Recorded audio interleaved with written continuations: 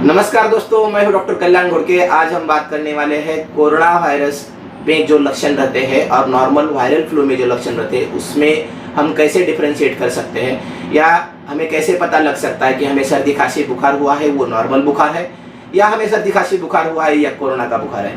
ये इसको हम कैसे डिफरेंशिएट कर सकते हैं। देखिए दोस्तों, अभी ठंडी का मौसम चालू हो गया है। ठंडी की मौसम की वजह से अभी वायरल के पेशेंट बहुत बढ़ रहे हैं, वायरल बुखार के पेशेंट बहुत बढ़ रहे हैं, सर्दी खांसी के पेशेंट बहुत बढ़ रहे हैं। तो इससे हम डिफरेंशिएट कैसे कर सकते हैं, तो इसके रिगार्डिंग आज हम चर्चा करने वाले दोस्तों। तो ये मेरा वीडियो अंत तक जरूर देखें ताकि आपको पूरी जानकारी मिले दोस्तों। और ये मेरा वीडियो अगर आप पहली बार देख रहे हैं दोस्तों तो मेरा यूट्यूब चैनल जरूर सब्सक्राइब कीजिए, बेल आइकन जरूर क्लिक कीजिए ताकि आने वाली हर वीडियो को नोटिफिकेशन दोस्तों आपको मिल सके। और ये मेरा वीडियो लाइक जरूर कीजिए दोस्तों। और ये इन्फॉर्मेशन अगर आपको दोस्तों अच्छी लगती है तो ये ज़्यादा से ज़्यादा लोगों तक पहुँच सके, इसको शेयर जरूर कीजिए। चलिए दोस्तों, स्टार्ट करते हैं। सबसे इंपॉर्टेंट लक्षण जो होते हैं दोस्तों कोरोना वायरस में, बुखार, खांसी और body pain, tiredness, weakness, breathlessness, ऐसे बहुत सारे लक्षण होते हैं दोस्तों। यही लक्षण नॉर्मली वायरल बुखार में भी होते हैं। उससे हम डिफरेंशिएट कैसे कर सकते हैं दोस्तों, उसको हम कैसे पता करें कि हमें जो बुखार आया है वो कोरोना का है या वायरल बुखार का है या सीजनल फ्लू है, इससे कैसे हमें पता कर सकते हैं। देखिए दोस्तों, सबसे पहला लक्षण आता है फीवर, बुखार आता है। सर्दी पहले होती है या बुखार आता है, या तो बुखार जब आता है हमें दोस्तों तो नॉर्मली कोरोना वायरस में जो बुखार आता है दोस्तों तो वो जो रहता है शुरुआती दौर में हल्का हल्का बुखार आता है, फिर वो बढ़ते बढ़ते जाता है हाई डिग्री ग्रेड, हाई मतलब 101 102 डिग्री के आसपास बुखार उसका कंटिन्यू बाद में रहता है और बढ़ते बढ़ते जाता है। लेकिन वायरल बुखार में दोस्तों या सीजनल फ्लू में ये जो बुखार रहता है दोस्तों एब्रप्टली आ जाता है, सडनली आ जाता है, एकदम से अचानक से बुखार आ जाता है। वो 101 102 डिग्री के आसपास भी रह सकता है और बाद में दूसरे दिन से उसका जो सिवियरिटी है वो धीरे धीरे कम होने लगता है दोस्तों। मतलब इसका जो बुखार है, कोरोना वायरस का जो बुखार है धीरे धीरे से आता है और बढ़ते रहता है। लेकिन वायरल जो बुखार है, सीजनल फ्लू जो रहता है एकदम सडनली आ जाता है 102 1 से 3 डिग्री के आसपास, 101 डिग्री के आसपास और धीरे धीरे वो कम हो जाता है दोस्तों। ये तो होगा फीवर का लक्षण दोस्तों। दूसरा होता है लक्षण दोस्तों खांसी, जो सूखा खांसी आता है। नॉर्मली दोनों बीमारियों में खांसी सेम रहती है। शुरुआती दौर में जो भी खांसी आती है दोस्तों, वायरल बुखार में जो खांसी आती है, जैसे थ्रोट इन्फेक्शन हो गया, नॉर्मल इन्फेक्शन, उसमें जो खांसी आती है सूखा ही खांसी आती है। लेकिन सीजनल फ्लू में जो खांसी आती है दोस्तों वो सूखा खांसी आती है, लेकिन 2-3 दिन के बाद उसका वेट कफ बन जाता है, मतलब अंदर कफ बन जाता है और हमें लगता है कि अंदर कफ जमा हो गया है। लेकिन कोरोना वायरस का जो खांसी रहता है दोस्तों, कोरोना वायरस का खांसी शुरुआती दौर से खांसी सूखा खांसी रहता है, वो इरिटेटिंग कफ रहता है। इतना खांसी आता है कि एक बार खांसी आने के बाद आदमी 10 मिनट 5 मिनट कंटिन्यूस खांसते रहता है। दिन में चाहे 2-4 बार ही खांसे, लेकिन कंटिन्यूस खांसते रहता है। उसको इरिटेशन काफ़ी गले में खिचखिच होती है, इसके लिए वो कंटिन्यू खांसते रहता है और उसके अंदर बलगम नहीं निकलता है दोस्तों। लेकिन वायरल कफ में कभी कभी सेकेंडरी इन्फेक्शन होने के बाद बलगम निकल सकता है और उसका खांसी ऑटोमेटिकली 2-3 दिन के बाद कम होता है। लेकिन इनका खांसी जो रहता है दोस्तों, कोरोना वायरस का जो खांसी रहता है वो दिन ब दिन बढ़ते रहता है। ये हो गया दोस्तों दूसरा लक्षण। तीसरा लक्षण है दोस्तों शॉर्टनेस ऑफ ब्रीथ। ये सांस लेने की दिक्कत जो होती है नॉर्मल दोस्तों कोरोना वायरस में होती है। जिन लोगों को निमोनिया पकड़ लाता है, जिन लोगों का कोरोना वायरस से लंग इन्वॉल्व हो जाता है, सारे लोगों का लंग इन्वॉल्व होता है ऐसा नहीं है दोस्तों, लेकिन जिन लोगों को निमोनिया हुआ है या लंग का इन्फेक्शन हुआ है कोरोना वायरस की वजह से, जिनको निमोनिया होता है, वैसे लोगों में शॉर्टनेस ऑफ ब्रीथ मतलब सांस लेने की दिक्कत हो सकती है।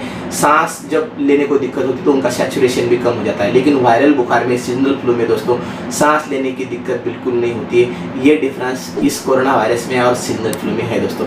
और तीसरा लक्षण है दोस्तों टायर्डनेस। टायर्डनेस की हम बात करें मतलब कमजोरी की, अगर सडनली वीकनेस जो आता है उसकी अगर हम बात करें, हम कुछ काम करने को जी नहीं करता है। वायरल बुखार में दोस्तों 1-2 दिन वीकनेस रह सकता है, लेकिन एकदम एक्सट्रीम वीकनेस नहीं आता है, हल्का हल्का वीकनेस आता है और 2-3 दिन के बाद वो धीरे धीरे चला जाता है दोस्तों। लेकिन कोरोना वायरस में स्पेसिफिकली जो वीकनेस आता है दोस्तों, पहले दिन से वीकनेस आने को धीरे धीरे चालू हो जाता है और वो वीकनेस दिन ब दिन बढ़ते रहता है दोस्तों, कम नहीं होता है, हालांकि बढ़ते रहता है। तो ये कोरोना वायरस के लक्षण समझ सकते हैं कि आपका अगर वीकनेस धीरे धीरे बढ़ रहा है तो इसका मतलब ये हो सकता है बाकी लक्षणों के साथ आपको भी कोरोना वायरस के लक्षण हो सकते हैं दोस्तों। और एक लक्षण होता है दोस्तों बॉडी पेन। बॉडी पेन जो होता है दोस्तों नॉर्मली कोरोना वायरस में जो बॉडी पेन होता है दिन ब दिन बढ़ते जाता है, लेकिन वायरल बुखार में शुरुआती दौर में 1-2 दिन बॉडी पेन बहुत ज़्यादा रहता है, लेकिन बाद में वो धीरे धीरे 2-3 दिन के बाद कम होने लगता है। और जो सोर थ्रोट रहता है, मतलब सोर थ्रोट मतलब गले में जो दर्द रहता है नॉर्मली,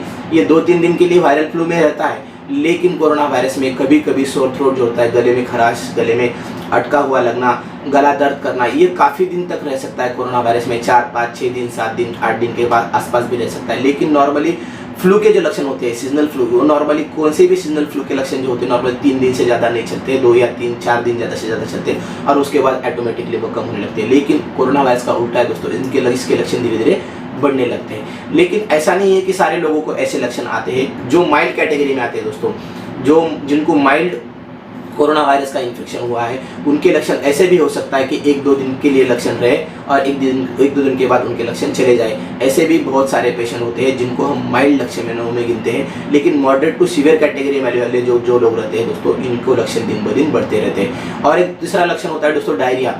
नॉर्मली डायरिया जो होता है कोरोना वायरस में होने की संभावना बहुत ज़्यादा होती है। बहुत सारे पेशेंट ऐसे पाए गए जिनको खाली लूज मोशन और वोमिटिंग है, और लूज मोशन वोमिटिंग है तो भी उनका रिपोर्ट पॉजिटिव आ जाता है। लेकिन वायरल जो सीजनल फ्लू है उसमें लूज मोशन और वोमिटिंग नहीं रहते। सबसे इंपॉर्टेंट एक लक्षण है दोस्तों, टेस्ट ऑफ जो मुंह की टेस्ट चली जाती है और नाक का जो स्मेल चला जाता है, ये जो लक्षण है ये सबसे इम्पोर्टेंट लक्षण है, वो कोरोना वायरस में ही होता है। ये नॉर्मली सीजनल फ्लू में काफ़ी कम देखने को मिलता है। हल्का सा टेस्ट आपको जाने की संभावना होती है दोस्तों, लेकिन वायरल सीजनल फ्लू में ये लक्षण क्लियर कट नहीं दिखता है। ये हल्का सा आपको दिखेगा, लेकिन कोरोना वायरस में क्लियर कट दिखेगा। आपको नाक से कुछ स्मेल नहीं आएगा या मुंह की टेस्ट नहीं आएगी।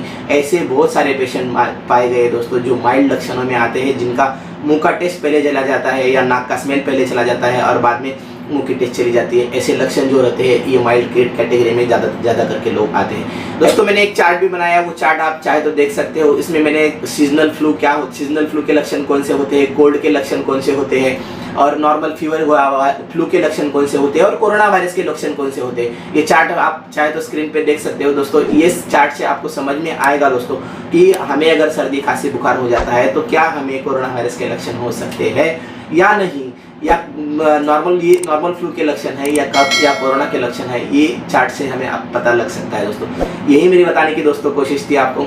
ये मेरा वीडियो आपको दोस्तों अगर अच्छा लगा हो तो ज़्यादा से ज़्यादा लोगों तक ये इन्फॉर्मेशन पहुंच सके, इसके लिए इसको शेयर जरूर कीजिए। और आप ये मेरा वीडियो अगर दोस्तों पहली बार देख रहे हो तो मेरा यूट्यूब चैनल जरूर सब्सक्राइब कीजिए। धन्यवाद, थैंक यू।